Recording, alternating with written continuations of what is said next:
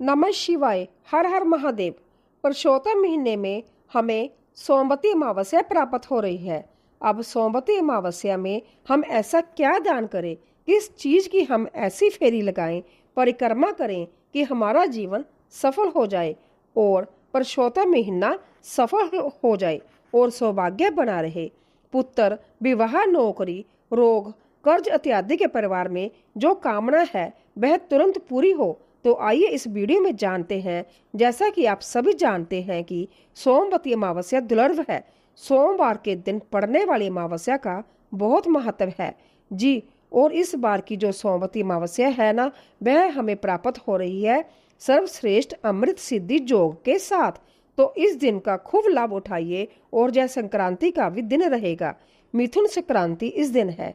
तो इस दिन की महत्वता ना शास्त्रों में ज्योतिष में अवैध लिखी हुई है। तो इस दिन का अनंत अनंत गुना आपको लाभ उठाना है। सोमवती अमावस्या सबसे पहले जान लीजिए कब है। इस बार 2026 में 15 जून 2026 दिन सोमवार के दिन जेठ महीने की अर्थात पुरुषोत्तम महीने की अमावस हमें प्राप्त हो रही है। 15 तारीख का दिन किसी चमत्कार से कम नहीं है। सूर्य भगवान राशि परिवर्तन करेंगे और साथ ही के साथ यह सोमवती अमावस रूप में जानी जाएगी। आप व्रत करते हैं तो उत्तम है, नहीं कर पाते हैं तो भी उत्तम है। यह पुरुषोत्तम महीने का अंतिम दिन रहेगा। ऐसे में इस दिन का आपको खूब खूब लाभ उठाना है। सबसे पहले कई लोग जो है दान करने के लिए सर्वश्रेष्ठ दिन ढूंढते हैं। तो यह दान करने का महादिन होगा। कथा में भी आपने सुना होगा, वेदव्य योग से मुक्ति के लिए सोमवती अमावस्या का व्रत करना चाहिए। सोमवार के दिन अमावस होती है तो पितरों की कृपा मिलती है। महादेव, माँ गोरा और श्री नारायण की खूब खूब कृपा मिलेगी। तो आप सभी अभी से कुछ तैयारी कर लीजिए। यह वीडियो आपको पहले ही दे रही हूँ ताकि आप तुरंत ही कुछ तैयारी कर लें। सबसे पहले कहाँ पर किस स्वरूप में यह फेरी लगाई जाती है, कैसे दान किया जाता है, एक बार सुन लीजिए। ज़्यादा महंगा खर्चा करने की आवश्यकता नहीं है। छोटी छोटी चीज़ें दान करें। ज़्यादा महंगी, ज़्यादा परेशान होने की आवश्यकता ही नहीं है। भाव सच्चा होना चाहिए। सच्चा मन और उपयोगी चीज़ का दान करें। अब आप सभी को जैसे कि सोमवती अमावस के दिन जल्दी उठने का प्रयत्न करना है और जितनी जल्दी हो सके। अमावस करीब करीब 8:30 बजे तक ही है। कोशिश करें कि सुबह वैसे भी मौसम गर्मी का है। आप पीपल परिक्रमा इस दिन महत्वताई है और आप तुलसी की भी कर सकते हैं। इच्छा आपकी है। उत्तम तो रहेगा पीपल, नहीं तो तुलसी की कर लीजिए। अब सबसे पहले आप एक थाली लीजिए जिसमें जल का लोटा लीजिए। परिक्रमा ऐसी हो तो नहीं की जा सकती है। जल के लोटे में काला तिल, कच्चा दूध और थोड़ा सा आपको शहद जा, आपका मन जो भी है इनमें से एक दो चीजें, तुलसी पत्ता मिल जाए, गंगा जल मिल जाए तो यह सौभाग्य की बात है। इनको ले जाइए। अपने साथ 2 दीपक ले जाइए। एक तो सोमवार का दिन है, पिपलेश्वर महादेव है। एक काले तिल का जो दीपक है जिसमें लंबी बत्ती, पितरों के नाम से आपको पीपल वृक्ष की जड़ में लाना है। पूर्वी या उत्तर दिशा की ओर बैठना है। सबसे पहले पीपल वृक्ष को प्रणाम करें। पिपलेश्वर महादेव की जय कहते हुए, पित्त सर्वपितर देवाय नमो नमः कहते हुए जो दिव्य जल आप लेकर गए हैं, घर के सदस्यों का स्पर्श करा लीजिए। पीपल वृक्ष को अच्छी तरह से आपको सिंचन करना है। देखिए, दूध का संबंध संतान और चंद्रमा से होता है। काले तिल का राहु शनि से होता है और काले तिल का संबंध पितरों से भी है। तुलसी, गंगा जल पितरों से संबंध रखती है और सदा सर्वदा पितृ दोष की मुक्ति के लिए जानी जाती है। जौ का संबंध राहु से होता है। मैं जो चीज बता रही हूँ यह ज्योतिष जानकारी और अपने आप में श्रेष्ठ जानकारी के आधार पर बता रही हूँ। तो आप पूरे पीपल वृक्ष को सिंचित कीजिएगा। कोशिश करें पीपल का पेड़ ऐसा चुने जो इसकी छाया आपके ऊपर पड़ती हो। तो यह बहुत सौभाग्य का विषय है। इसके बाद पीपल वृक्ष की जड़ में 2 दीपक लगा दीजिए। एक दीपक तो आप महादेव, क्योंकि पीपल में त्रिदेवों का वास है, ब्रह्मा विष्णु महेश। ऐसे में पीपल वृक्ष में एक घी का दीपक लगा दीजिएगा। श्रेष्ठ स्वरूप में सब देवों का ध्यान करते हुए दूसरा पितरों के नाम से पितरों के नाम से दक्षिण दिशा की ओर दीप दान किया जाएगा। अब पीपल वृक्ष पर रोली, चंदन, मोली, अक्षत वगैरह सारी चीजें आप समर्पित करें। उसके बाद परिक्रमा देने का प्रयत्न करें। अब परिक्रमा क्यों दी जाती है? देखिए, परिक्रमा हर स्वरूप में से आज ही नहीं, हमारे वेद शास्त्रों में कही गई है। अपने दाहिने हाथ से यह कार्य शुरू करें और आप जब परिक्रमा करेंगे तो 108 बार आप ओम नमो भगवते वासुदेवाय मंत्र दान भी करेंगे, मंत्र जाप भी करेंगे। तभी आपकी परिक्रमा देना, जब ववरी देना जिसे कहा जाता है, फेरी देना, वह सफल होगा। ठीक है, 108 बार आप कोई अन्य मंत्र भी बोल सकते हैं। कृष्णाय वासुदेवाय, हरे परमात्मने, परनते क्लेशनाशाय, गोविंदाय नमो नमः।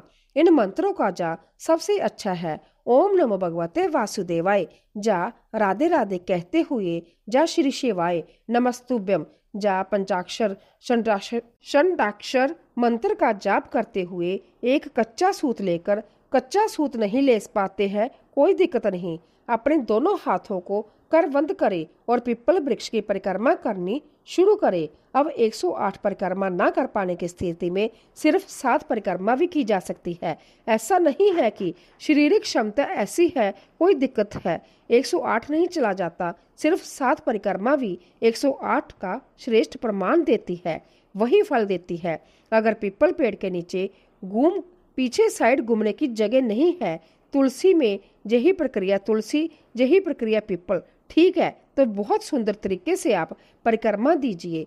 अगर पीपल पेड़ या उसके पीछे घूमने की जगह नहीं है तो अपने ही स्थान पर आप घूम जाइए। 7 बार ध्यान करें कि मैं परिक्रमा कर रही हूँ। कच्चे सूत से परिक्रमा करना सबसे उत्तम होता है। तो इस तरह से आपको पीपल वृक्ष की परिक्रमा करनी है। अब बवरी किस चीज की देनी होती है? देखिए, 108 की संख्या में चीजें दान करने का बहुत महत्व है जी। इस दिन आप सभी जब परिक्रमा देंगे तो खाली हाथ तो देंगे नहीं, अपने हाथ में एक एक चीज ली जाती है, एक परिक्रमा की जाती है, एक चीज ली जाती है। 108 इस तरह से परिक्रमा करने का शास्त्र विधान करता है।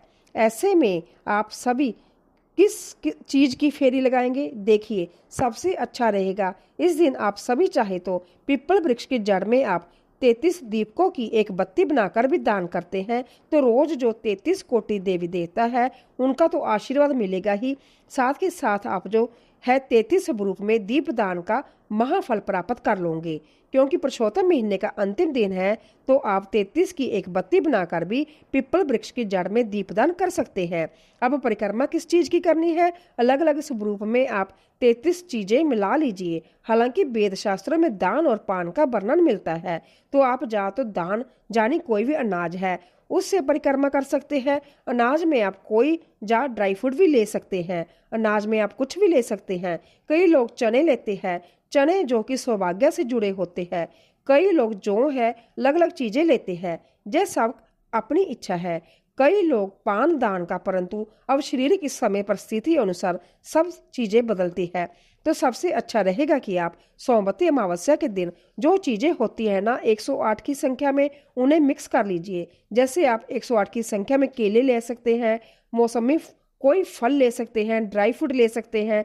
10-20 चीजें किसी चीज में मिक्स कर लीजिए, 10-20 चीजें सुहाग सामग्री रख लीजिए, 10-20 चीजें कुछ रखकर 108 इस तरह से अपनी शारीरिक क्षमता अनुसार, अपनी आर्थिक क्षमता अनुसार ही दान कीजिए। अगर 33 की संख्या में आपने पुरुषोत्तम महीने का दान नहीं किया तो इसमें भी आप मिला सकते हैं, ऐसी कोई बात नहीं है। किसी न किसी स्वरूप से आपको दान करना है। 33 की संख्या में पुरुषोत्तम महीने में चीजें दान नहीं की है तो इसमें भी आप मिला सकते हैं, कोई दिक्कत नहीं है। अंतिम दिन है, अंतिम स्वरूप में आप दान कर रहे हैं तो इसमें भी कर सकते हैं। 33 मुट्ठी आप कोई भी अनाज दान कर सकते हैं। जैसे दान की महत्वता है तो यह आपकी इच्छा शक्ति सामर्थ्य है। सुहाग सामग्री जैसे बिछिया, चूड़ी, मेहंदी, महवर, यह सब आपकी इच्छा है। बिंदी इत्यादि सबको आप सुहाग जैसे ब्लाउज पीस दे सकते हैं। काउंटर आता है, राधा नाम जाप करने का, उसे आप इंक्लूड कर सकते हैं। छोटी छोटी सी भगवान जी के निमित्त आप जो हमारे पास होती है ना, जैसे भगवान जी को हम जो लाल चंदन होता है, पीला चंदन होता है, इन्हें आप रख सकते हैं। छोटी छोटी कोई सुहाग की जो डिब्बी होती है, जैसे कि लकड़ी की, मेहताने की, इन चीज़ों को आप 108 की संख्या में अपने पास रखें और दान कर सकते हैं। कोई दिक्कत की बात नहीं है। तो इस तरह से 108 की संख्या में आप अपने अनुसार दान करें। परंतु इस दिन 33 की संख्या में आपको एक विशेष सुझाव दूंगी। पीपल वृक्ष की जड़ में दीपदान जरूर करें। देखिए, 33 बत्ती का एक दीपक बना लीजिए। एक चुटकी लगते कोई समय नहीं लगता, 5 मिनट का समय है। तो 33 बत्ती का एक दीपक आप पीपल वृक्ष की जड़ में जरूर करें। इस दिन जल दान की बहुत महत्वता है, क्योंकि पुरुषोत्तम जेठ का महीना अंतिम दिन है। तो आप 33 की संख्या में जल से भरे, 33 नहीं 108 की संख्या में जल से भरे हुए गड्ढे, या जो है 108 की संख्या में आप जैसे एक बाल्टी, अपने साथ 2 बाल्टी में आप अच्छी तरह से जल भरकर ले जाएं। शरबत बनाकर, गन्ने का जूस बनाकर, किसी भी तरह से शुद्धता का ध्यान रखते हुए एक ही गिलास से एक परिक्रमा करें। दूसरी बाल्टी में रखें। दूसरे से जो है दूसरा गिलास उस बाल्टी में से लेकर उस बाल्टी में रखें परिक्रमा। जिस तरह से आप 108 की संख्या में जल दान करते हैं, शरबत दान करते हैं, गन्ने का रस किसी भी शुभ रूप में, तो यह महादान है। यह सबसे बड़ा कार्य है। रुपये 1 के सिक्के से भी कई लोग 108 की संख्या में सिक्के भी करते हैं और उन्हें किसी गौशाला या किसी मंदिर में 1-1 के सिक्के को 108 की संख्या में दान भी करके आते हैं। तो जैसा आपकी इच्छा है, पंखा, छाता, जूता और रुई की बातियां 108 की संख्या में कुछ भी दान किया जा सकता है जो काम में आए और गर्मी से राहत दे। इन चीज़ों का आप दान करें। आशा है, उम्मीद है कि जानकारी आपके लिए उपयोगी रही होगी। तो आप अपने सामर्थ्य अनुसार दान करें, परंतु शुभ और श्रेष्ठ और जो हमारे सौभाग्य में वृद्धि करे, इन चीज़ों का दान करें। जो पौराणिक चीज़ें लिखी गई है उनका दान करें। और क्वालिटी का ध्यान मैं हमेशा कहती हूँ, बहुत जो व्यक्ति आपसे स्वीकार करे और बाद में कहे कि कैसी चीज़ें दी है, ऐसी चीज़ें नहीं, कम करें, परंतु अच्छी क्वालिटी की चीज़ें दान करें। सबसे अच्छा रहता है सुहाग की चीज़ें दान करना, क्योंकि यह काम भी आती है और मौसम अनुसार कोई चीज़ दान करते हैं तो इसका फल बहुत सुंदर मिलता है। अभी के लिए इतना ही। जरा सी भी वीडियो आपको उचित और उपयोगी लगी तो लाइक और शेयर करें। कोई प्रश्न हो तो आप पूछ सकते हैं। आपका अपना चैनल है। धीरे धीरे सोमवती अमावस्या से संबंधित चैनल पर वीडियो आएगी। अभी के लिए इतना ही। जय श्री कृष्णा। आप मौली दान कर सकते हैं। 108 की संख्या में जो भी भगवान को बस्तर रूपी कलावत समर्पित करते हैं, वह दान करना भी सबसे उत्तम रहता है। 108 की संख्या में लेकर आइए। छोटी छोटी मिलती है, ज़्यादा महंगी नहीं मिलती है। ज़्यादा से ज़्यादा रुपये 10 की चीज़ें जैसा मिल जाती है, परंतु यह उपयोगी है, क्योंकि व्यक्ति अपने काम में तो इसको लेगा नहीं, भगवान जी को ही जय समर्पित होगी। तो फिर भगवान की जी को बहुत अच्छा लगेगा कि हम बस्तर रूपी कलावा अपनी तरफ से भेंट करें। तो यह सब अपनी इच्छा आसक्ति सामर्थ्य है।